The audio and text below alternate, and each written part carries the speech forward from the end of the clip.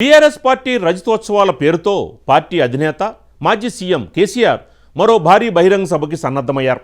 అధికారం కోల్పోయిన తర్వాత ప్రతిష్టాత్మకంగా నిర్వహించి ఈ సభని విజయవంతం చేసి రాజకీయంగా బీఆర్ఎస్ బలాన్ని నిరూపించుకోవాలని భావిస్తున్నారు.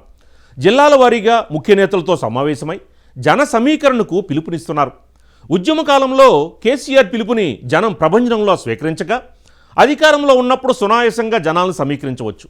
ఇప్పుడు ప్రతిపక్షంలో ఉన్న కారణంగా జన సమీకరణ కోసం బీఆర్ఎస్ నేతలు జనం వెంటబడుతున్నారు. రజతోత్సవం సభ ద్వారా గులాబీ బాస్ పార్టీకి పూర్వవైభవం తెస్తారా? Watch the story.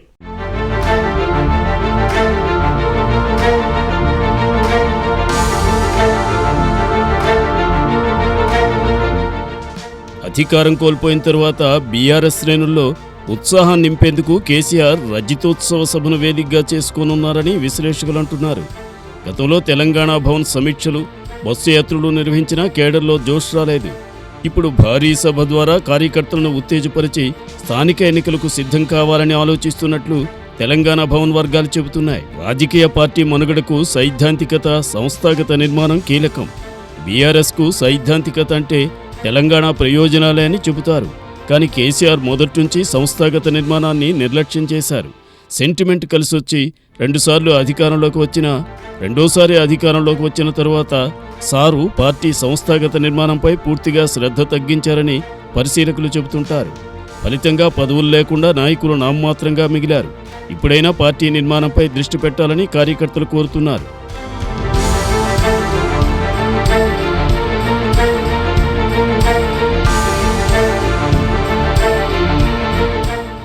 అధికారంలో ఉన్నప్పుడు ఎమ్మెల్యేలు, ఇన్ఛార్జీలే చూసుకునేవారు కాబట్టి మండల, జిల్లా నాయకులు క్రియాశీలకంగా లేరు. దీని ప్రభావం అసెంబ్లీ, పార్లమెంటు ఎన్నికల్లో కనిపించింది. వాటికి అదే కారణమైంది. రాష్ట్ర కమిటీ 6 ఏళ్ల క్రితం ప్రకటిస్తే జిల్లా కమిటీలను 2022లో ప్రకటించారు. కానీ పూర్తి స్థాయిలో ఈ కమిటీలు ఏర్పాటు కాలేదు. ప్రజలు తిరస్కరించిన ఎమ్మెల్యేలనే బాధ్యులుగా కొనసాగించడం విమర్శలకు దారితీసింది. ఇటీవల కమిటీల ఏర్పాటు బాధ్యతను హరీష్ రావుకు అప్పగించిన పురోగతి స్పష్టంగా లేదు. కేసీఆర్ కుటుంబ పార్టీగా బీఆర్ఎస్ మారిందన్న ఆరోపణలు ఉన్నాయి. కేసీఆర్, కేటీఆర్, హరీష్, కవిత తప్ప ఇతరులకు అవకాశాలు తక్కువన్న విమర్శలున్నాయి. కేడర్ను బలోపేతం చేస్తామన్న ప్రకటనలు మాటలకే పరిమితమయ్యాయి. ఇప్పుడు రజతోత్సవ సభ ద్వారా జన సమీకరణతో పాటు పార్టీ నిర్మాణంపై ఆశలు రేకెత్తిస్తున్నారు కేసీఆర్. అధికారంలోకి వచ్చాక ఉద్యమకారులను కాదని వలస నాయకులకు పదవులిచ్చారన్న విమర్శలు కూడా ఉన్నాయి. ఈ అసంతృప్తి గత ఎన్నికల్లో ఓటమికి కారణమైంది. ఇప్పుడు అధికారం కోల్పోయిన తరువాతైనా జరిగిన తప్పులను గుర్తించి పార్టీ ప్రక్షాళన, పునర్నిర్మాణం దిశగా అధినేత నిర్ణయాలు తీసుకుంటారని కార్యకర్తలు ఎదురుచూస్తున్నారు.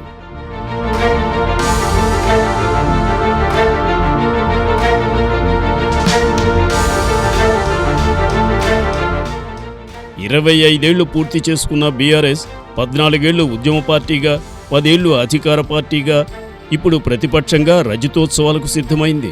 2001లో టీఆర్ఎస్గా స్థాపితమై 2022లో బీఆర్ఎస్గా మారింది. అధికారం కోల్పోయి 88 నుంచి 39 ఎమ్మెల్యేలకు పడిపోయింది. పార్లమెంట్ ఎన్నికల్లో 0 ఫలితాలను సాధించింది. ఇప్పుడు ఈ సభ ద్వారా కొత్త ఊపు తెస్తారా? పార్టీ పునర్నిర్మాణానికి నాంది పలుకుతారా అన్నది చర్చనీయాంశంగా మారింది.